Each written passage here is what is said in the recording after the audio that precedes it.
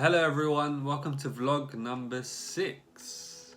We apologise for the slight MIA. We've been busy getting a little bit engaged, but we are back now and we really look forward to giving you these amazing vlogs weekly. We have been trying to answer as many questions from all you great people who get in touch over Instagram and on Facebook. And actually a question which comes up really often is how to work out your macronutrients. We've received so many questions on how do I work out my calories? How do I know how many calories I should be having for my goal?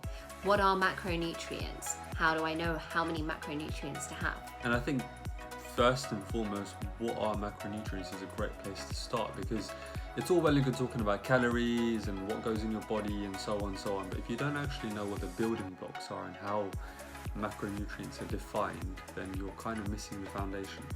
So macronutrients and micronutrients, you've probably heard of both, but can't quite understand which is what. So both are types of nutrients that of course help nourish our body and help your body function. However, macronutrients are your larger building blocks, and your micronutrients, it's in the name, is your smaller building blocks. So your micronutrients are both your vitamins and your minerals, things like vitamin D, iron, magnesium, and then you've got your macronutrients, which are your fats, carbohydrates, and protein. Not always, but a lot of the time you'll get your micronutrients through your macronutrients. Now, the reason I say not all the time is because there are some micronutrients, such as vitamin D, which you'll get from sunlight.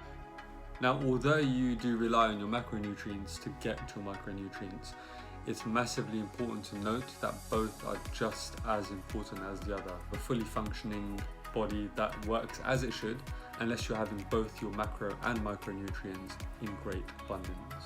A lot of people get very macro obsessed, as we call it, where they're so obsessed with having the right fats and all the protein and all the carbohydrates, but actually then neglect a lot of their vitamins and minerals and leave them feeling not really tip top. They don't really still have much energy, or perhaps they start finding that there's a lot of deficiency when they get their blood checkups done. So you need to remember that they're both as equally as important as one another, and you should never neglect your micronutrients when trying to obtain your macronutrient goals.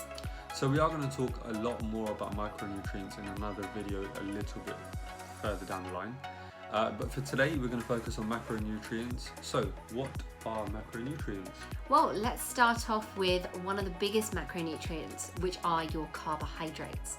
So a lot of people run away from carbohydrates, and particularly if you are doing any form of low carb diet, keto, etc., this could be something that you've decided to completely avoid or eliminate. We'll be discussing keto and low carb diets in a future vlog. However, our ethos at Body Plot is that everything is in balance. We do not recommend that you do any sort of low carbohydrate diet or any form of elimination of any kind of your macronutrients. They're all vitally important. Carbohydrates are your fundamental source of energy. If you think about your brain requires glucose, which is a vital form of carbohydrate. Of course, carbohydrates also contain fiber. Fiber is only found in carbohydrates. So whilst you might think that it's a good idea to eliminate carbohydrates, you're actually eliminating fiber. In the Western world, most people end up only eating about 20% of their fiber goals. So it's so crucial that you are eating enough carbohydrates so that you can provide your body with enough fiber. Now, there are two types of carbohydrates. We have complex and we have refined. Complex carbohydrates Are things like brown rice, bulgur wheat, vegetables, quinoa, legumes, lentils, certain types of whole grain breads, not all, but some which have a good count of fiber in them, and also some of the more creative ones like legume or lentil pastas. Things like black bean pastas, those are a good one. Yeah. And you can also get mung bean fettuccinis, and you can actually get these from all mainstream supermarkets as well as places like Holland & Barrett, and even one of our clients got them from Amazon. So if you aren't able to head out to the supermarket, you can get them on Amazon too. The other type of carbohydrate is refined carbohydrates. So these are the sorts of carbohydrates that really spike your blood sugar level. All those examples of complex carbohydrates that Shaf just mentioned are really good form of long-lasting carbohydrates which give you lots and lots of energy which you can sustain over a long period, and therefore you don't feel hungry very quickly, and actually you feel like you've got an abundance of energy to take you through your day. On the flip side, refined carbohydrates don't give you a lot of long-lasting energy, so it spikes your blood sugar level and it comes crashing down quite quickly. If you've ever seen a child who's just eaten a pack of sweets, you'll find that they very quickly get very hyper and then they crash and they're tired and they're irritable and they're ratty, and that is down to the blood sugar level crashing all the way down. Examples of refined carbohydrates are white bread, pizzas, pastries, ice lollies, ice creams, biscuits, chocolates. Basically all the fun stuff. But these are the things that aren't going to be as nutritionally dense as complex carbohydrates are. So the mission is to try and not eliminate carbohydrates, but actually eat the more nutritionally dense forms of carbohydrates, such as your complex carbohydrates, and try and keep refined carbohydrates to a minimum. Now on to protein. So everybody is trying to get on this high protein diet. And whilst protein is extremely important, you probably don't need to be eating as much of it as you think you should be. It really is everywhere now, isn't it? You've got protein water. It's really the marketing buzzword of the year. So in terms of protein, what is it? Well, protein is your fundamental building block to helping your new cells generate and helping damaged cells recover. So fun fact of the day, protein isn't just there for you to build muscle and become this Greek goddess that you've been told you need to be. Actually, you need protein for all the normal things that your body needs to function. So your skin cells, for example, regenerate every 35 days. You need protein to allow that to happen. Absolutely. Or for example, when you're feeling really under the weather and your immune system is under attack, that means your body needs to produce new cells in order for your immunity to increase and improve. And therefore protein is so vital for that period of time. When it comes to exercise, you may want to think about having a bit more protein in your diet, simply because when you are exercising, you're tearing your muscle fibers, so those cells are all breaking down. That's why it's really important to ensure that you're having enough protein in your diet so that your muscles can recover, your cells can recover, and of course new cells that need to be produced due to the intensity that you're putting onto your muscles can then generate. So protein doesn't just come in the form of protein water, all these fantastic new items you see in the supermarket that have protein plastered all over them. You'll often find protein in a lot of natural foods as well, so it's not just supplements, a lot of natural foods and a lot of different sources. Yes, you can get protein from meat, from fish, but you can also get it from a range of other sources.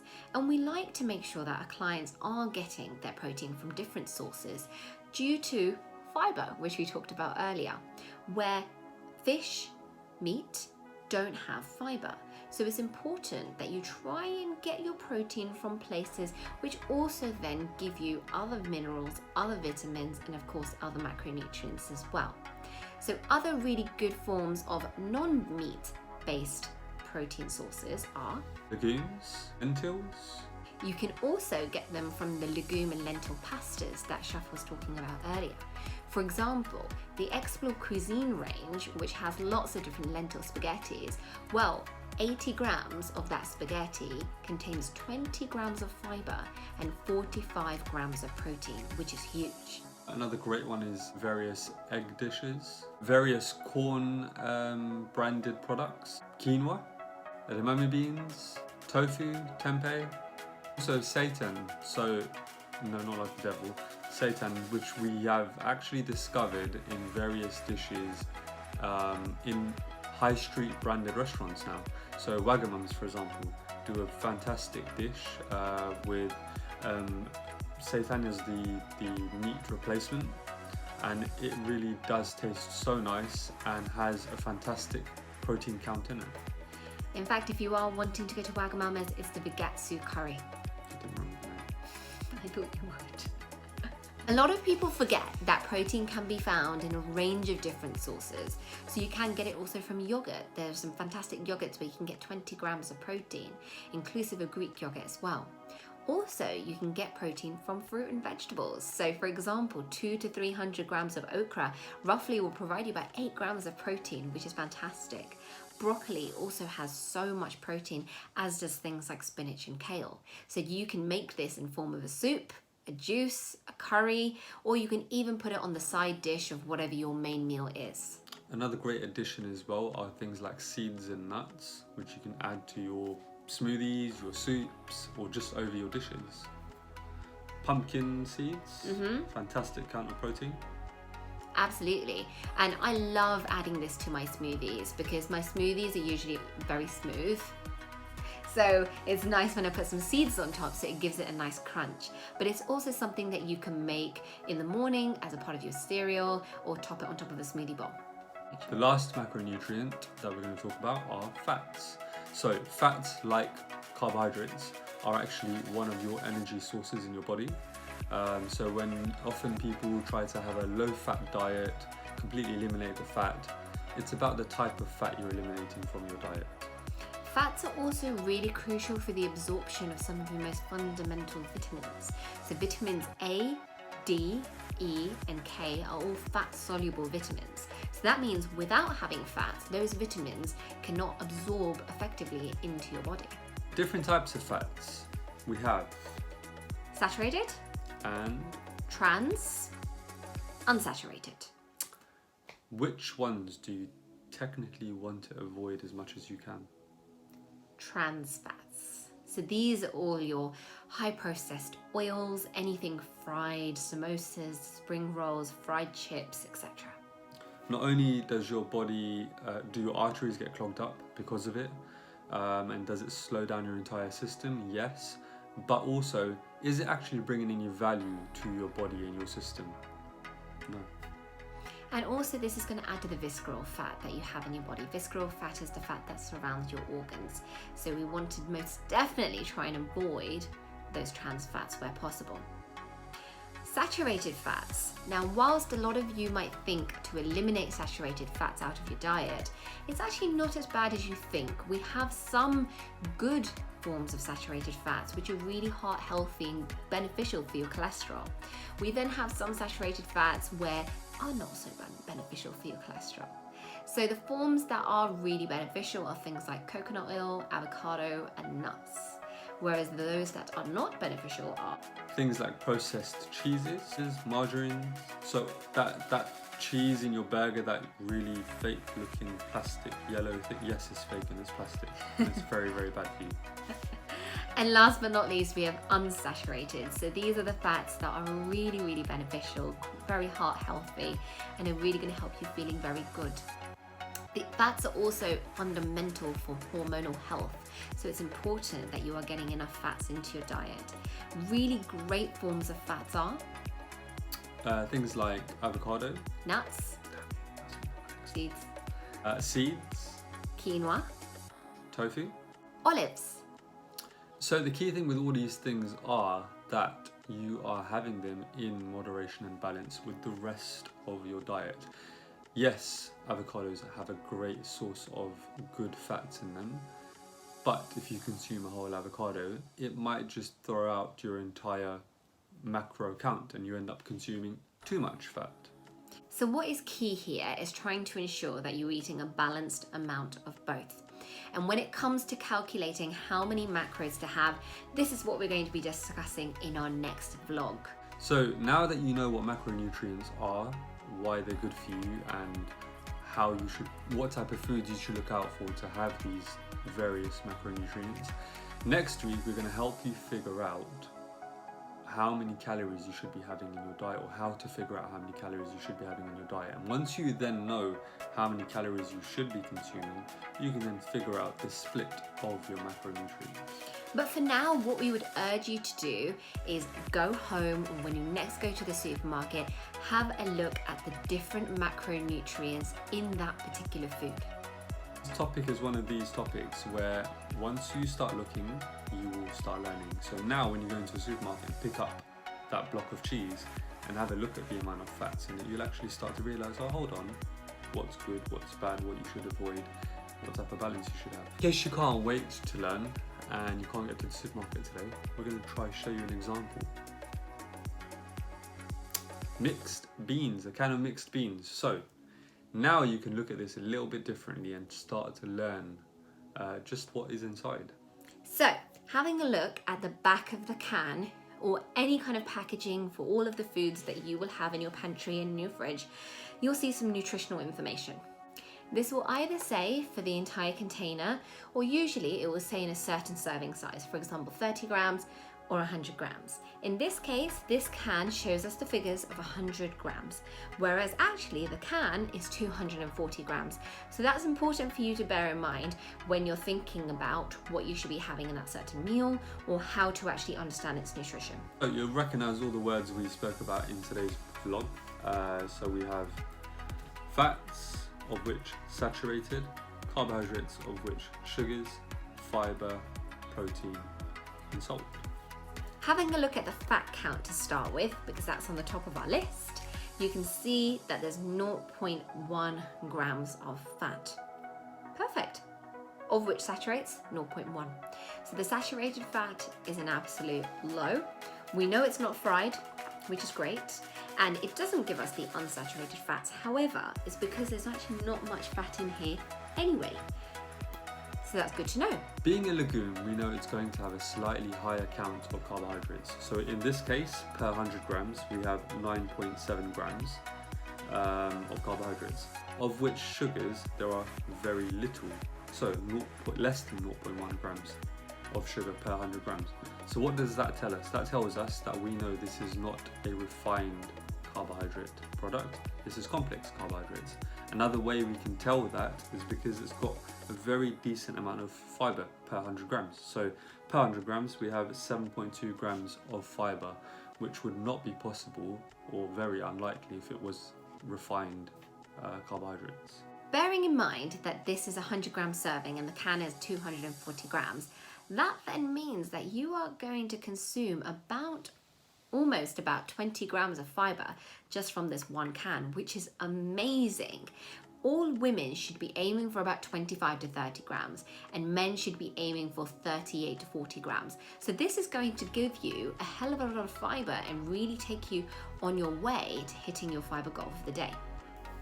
And the last macronutrient that we're going to look at on this can here is protein. So again, per 100 grams, 6.4 grams of protein, which is a fantastic amount of natural plant-based source. Remember, a lot of people forget that you can get protein from things that grow from the ground. So actually 6.4, that means roughly you're getting about 14 grams of protein just from this one can, which is fantastic. And in order for you to then balance everything together, you know that this can has carbohydrates, it's got protein, so you can make a lovely salad, for example, where you can then add in a bit of avocado or some olives and make it really balanced. Or you can make it into a curry, use a little bit of coconut oil, and again, fantastic meal that is balanced. So we hope this week's vlog has helped you guys understand a little bit more about one of these fitness lingo mysteries that people often hear a lot of but don't actually know what it is. So macronutrients is pretty simple. Absolutely. And like we said, the next few vlogs coming up are all going to be a macro and micronutrient series. So we're going to help you understand more about calories and how to work them out. We'll be talking more about macronutrients and again how to calculate them for your individual goal. And we'll also be then talking about micronutrients as well. So please do follow this series. We'll be posting weekly so that we can help you get closer to your goal. So as always, like, subscribe, comment, please share and support. And also in our comments, please do let us know if there are any other sources of protein, carbohydrates, fats that you guys could think of as well. Bye!